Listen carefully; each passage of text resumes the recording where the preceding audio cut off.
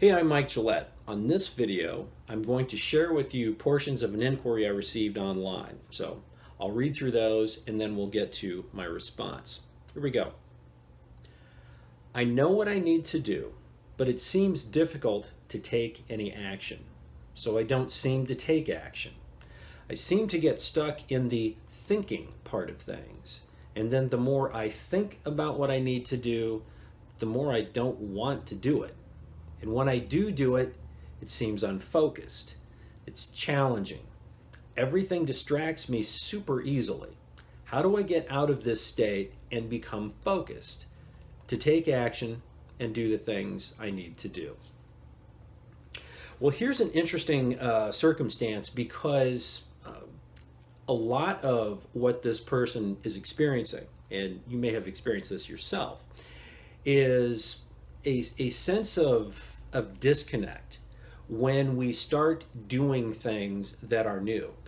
In particular, we start doing things that are really new and really different, which is often what's necessary to go from perhaps less productive habits or tendencies to more productive habits or tendencies.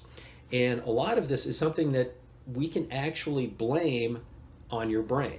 Now, what I mean by that is the way that your brain works is it is a pattern-seeking machine. It is perpetually looking for efficiencies.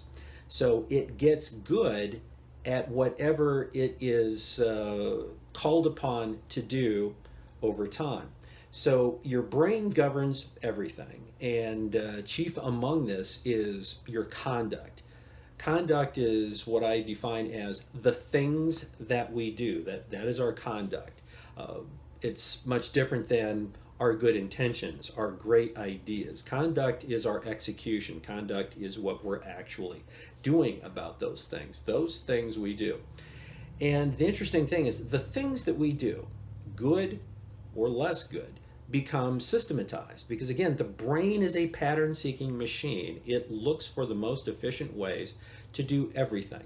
So once the things that we do, our conduct, becomes systematized in one way or another, we refer to those as habits.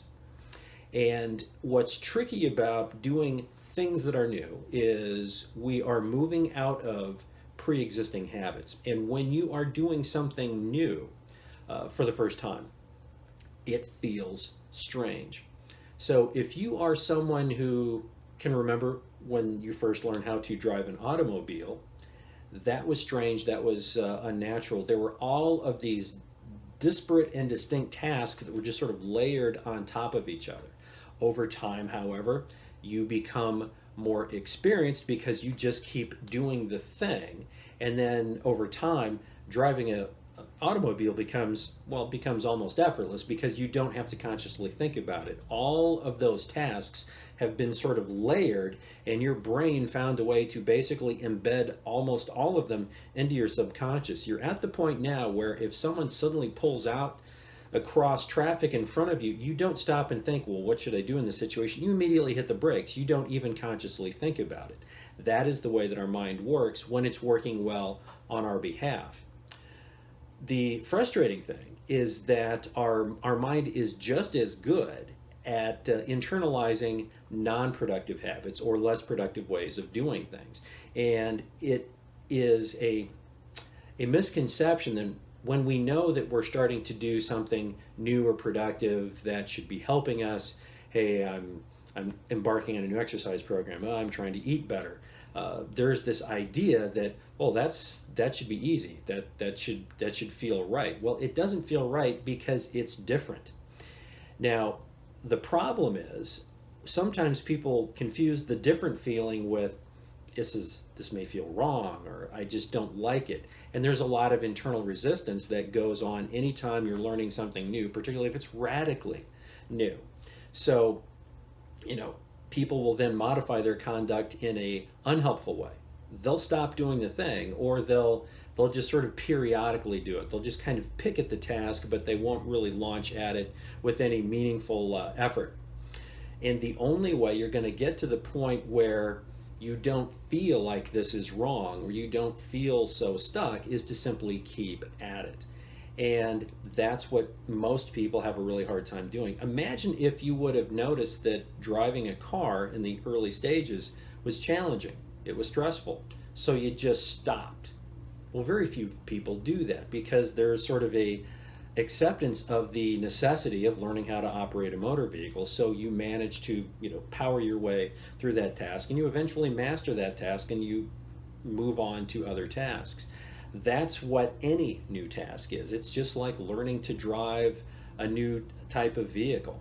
Okay, there's going to be a learning curve. It's not going to feel natural. You're not going to feel smart and smooth in the early stages of doing it, but you need to do it. Some things are simple to say, they're harder to do. This is one of those things. It's simple for me to say you just need to do it, but you still need to follow through. You need to provide the effort. Your conduct must be consistent with whatever your goals or aspirations are. It's one thing for us to have great ideas or noble intentions, but our conduct is what's going to get us to that place. Our conduct needs to be matching up with what it is that we want to do. So make your conduct productive conduct. Make what you do compatible with what you want to achieve. Master your conduct and you'll master yourself.